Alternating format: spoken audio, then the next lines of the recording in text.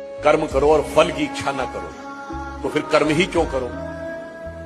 परंतु ये जानते क्यों आता है? जब आपकी छोटी सूक्ष्म दृष्टि होती, हल्की दृष्टि होती, तो आपको लगता है कर्म करने से मुझे कुछ प्राप्त हो। जब विराट दृष्टि होती है तो निष्काम कर्म का भाव स्वतः उत्पन्न हो जाता है। अब मैं आपसे पूछूं कि हम सब यहां बैठे हुए हैं, हम अपने शरीर को एक यूनिट मान लें और इससे माइक्रो लेवल पे बढ़े और फिर मैक्रो लेवल पे बढ़े।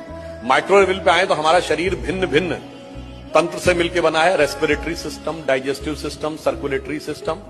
हमारी इच्छा से चल रहा है क्या? अपने सिस्टम से चल रहा है।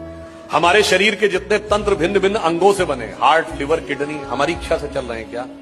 अपने नियम से चल रहे हैं। उसके अंदर जितने भी टिश्यूज हैं वो हमारे सिस्टम से, हमारी इच्छा से चल रहे हैं? नहीं।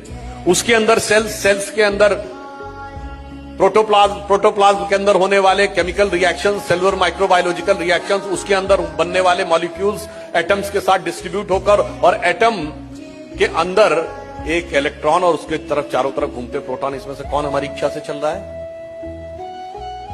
हमारी इच्छा से तो नहीं चल रहा है। अब आइए आप विराट पे, हम खड़े हैं, इस धरती पे खड़े हैं, धरती का इकोलॉजिकल सिस्टम हमारी इच्छा से चल रहा है।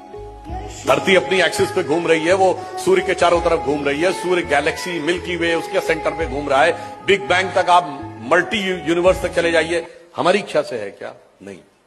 तो इसका अर्थ क्या हुआ?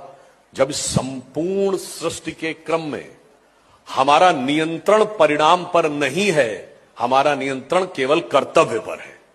इसलिए जिस भी स्थान पर जो भी भूमिका ईश्वर ने दी है, यदि आप इस विराट सत्य को समझ पाएंगे तो आपके मन में स्वतः निष्काम कर्म का भाव उत्पन्न हो जाएगा कि मुझे अपना कर्तव्य करना है, बाकी इस विराट सृष्टि क्रम को चलाने वाला ईश्वर स्वतः हमें उसका उपयुक्त फल देगा।